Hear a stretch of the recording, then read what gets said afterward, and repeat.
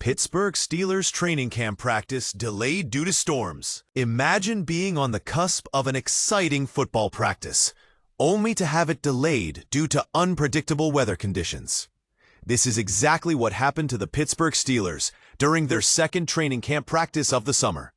The team was forced to pause their activities and seek shelter due to incoming storms, leaving everyone wondering if they would be able to resume their practice later in the day. But here's where it gets interesting. The Steelers had already made significant progress in their practice before the weather intervened, having completed their 7-shots drill, individual drills, and team sessions. The storms, which were approximately 8 miles away from St. Vincent College in Latrobe, Pennsylvania, prompted the team to exercise caution and relocate to the indoor gym. This decision was likely made to minimize the risk of injury and ensure the players stayed loose, just in case the weather cleared up later. As the team waited for the storms to pass, fans were asked to clear the bleachers and exit the area, while the players themselves departed from the field. Although the practice was delayed, there were still some notable highlights from earlier in the day, including an impressive downfield connection between Aaron Rodgers and Calvin Austin II, as well as touchdown receptions for DK Metcalf and Pat Freiermuth from Rodgers. And this is the part most people miss: the importance of adapting to unpredictable circumstances, like the weather, and finding ways to stay focused and prepared. The Steelers training camp is open to the public from July 26th to August 3rd, August 5th to August 7th, and August 11th to August 12th. So be sure to mark your calendars and catch all the action. But what do you think? Should teams prioritize caution when it comes to weather conditions?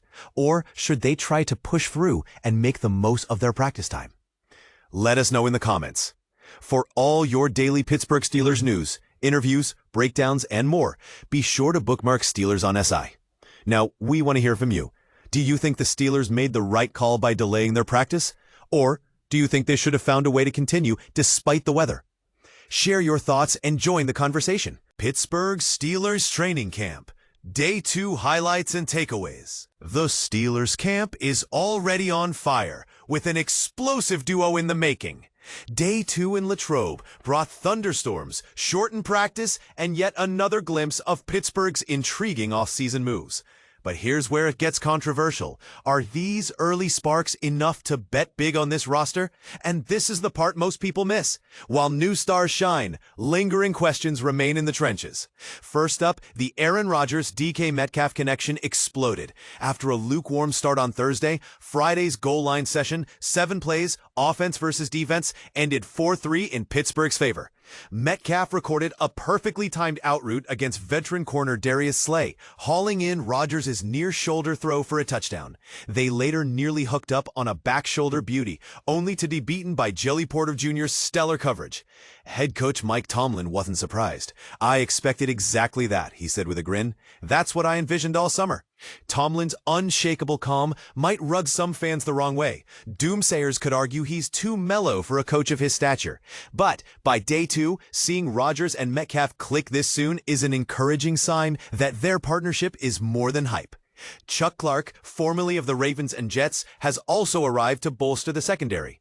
Although signed primarily for depth, he immediately joined both individual drills and full teamwork, lining up at strong and free safety. Tomlin confirmed Clark will get a real chance to prove he can handle post-safety duties. He'll be given an opportunity to show us. A familiar face to current Steelers safety Deshaun Elliott, Clark offers intangibles Tomlin admires: work ethic, communication, and football character. Some critics might see his 2 recent injuries as red flags, but teammates like Malik Harrison and Patrick Queen vouch for the veteran's leadership. Meanwhile, Pittsburgh's defensive front continued to shuffle. Thursday featured TJ Watt roaming all over the line. On Friday, Watt and Alex Highsmith flipped sides multiple times. Highsmith even blew up a play by shooting through the B-gap. The team reintroduced its classic zone pressure looks, deploying rookie Jalen Ramsey as a slot blitzer. Tomlin insists these experiments are nothing more than routine camp development. But could this constant tinkering signal uncertainty, or is it a savvy way to keep offenses guessing? You decide. On the opposite sideline, third-year tackle Broderick Jones faces a make-or-break season.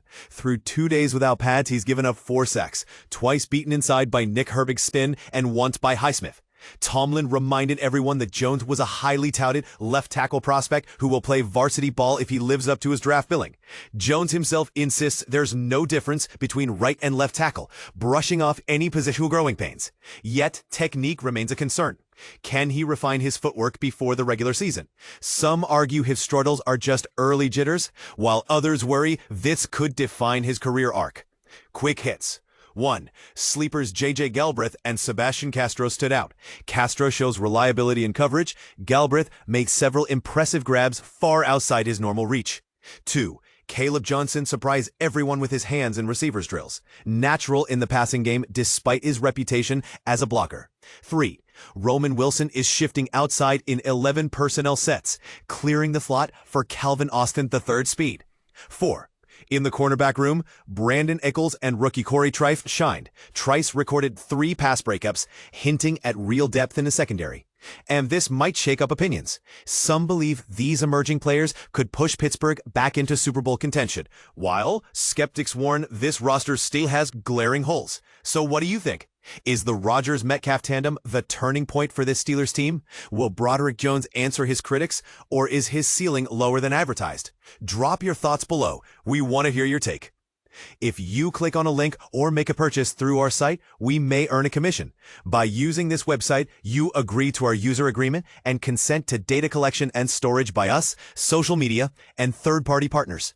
Under our privacy policy. 2025 Pittsburgh Steelers training camp highlights. Aaron Rodgers, TJ Watt, and more. Imagine stepping into the heart of NFL action at St. Vincent College in Latrobe, Pennsylvania, where the Pittsburgh Steelers are holding their 2025 training camp. It's a whirlwind of activity, with our very own reporter Brooke Pryor providing us with the inside scoop on every development. From standout performances to heated position battles, she's keeping us updated on every crucial moment. But here's where it gets controversial. How will Aaron Rodgers mesh with his new teammates? Especially after his first practice included both a costly interception and a thrilling touchdown. And this is the part most people miss. The Steelers' safety depth was a concern post-Minkah Fitzpatrick's trade. But they've brought in Chuck Clark to shore up the defense. So, how will these changes impact the team's prospects for the upcoming season? On Friday, July 25th, the camp faced a mix of challenges and triumphs. Despite starting with a miscommunication and a fumble, Rodgers managed to find DK Metcalf for a touchdown in a 7-shots drill. Coach Mike Tomlin's grin spoke volumes. This is exactly what he anticipated. But the journey isn't over yet. Rodgers tried to connect with Metcalf again, but was thwarted by Joey Porter Jr. He then turned to Pat Freiermuth for a successful pass. Later, he threw a deep ball to Calvin Austin, navigating past Juan Thornhill and Porter Jr. The day wasn't without its setbacks. A severe storm forced the Steelers to cut their practice short by about 25 minutes. Initially, Tomlin planned to continue to simulate game conditions, but the unpredictable weather made that impossible. Meanwhile, the team addressed their safety concerns by signing Chuck Clark, a veteran with experience from the Ravens and Jets. Jonnu Smith and Cordarrelle Patterson, both limited due to unspecified issues, were labeled as day-to-day. Patterson sat out entirely, while Smith participated minimally before leaving the field early. Rookie running back Caleb Johnson continued to impress with another big run, showcasing his potential. The previous day, Thursday, July 24th, saw Rodgers emphasizing the importance of a fresh start. He encouraged his teammates to judge him based on his actions, rather than preconceptions. Rookie quarterback Will Howard echoed this sentiment, praising Rodgers for his approachable nature and passion for the game. "He's such a down-to-earth guy who loves football," Howard said. "He wants to be here because he loves the game." On Wednesday, July 23rd, Rodgers arrived at training camp ready to dive into the action, although he didn't participate in team drills during minicamp to familiarize himself with the offense. He was fully engaged from the start of Thursday's practice. Coach Tomlin acknowledged Rodgers' dedication, stating that while he'll manage his workload, it will often be to create more opportunities for younger players like Will Howard. So, what does the future hold for the Pittsburgh Steelers? Will Rodgers and his new teammates gel seamlessly? Or will there be bumps along the way? And how will the depth chart shake out? Especially with the roster bubble players vying for those vital spots. Keep checking back for more updates and insights as we follow the Steelers through their intense training camp.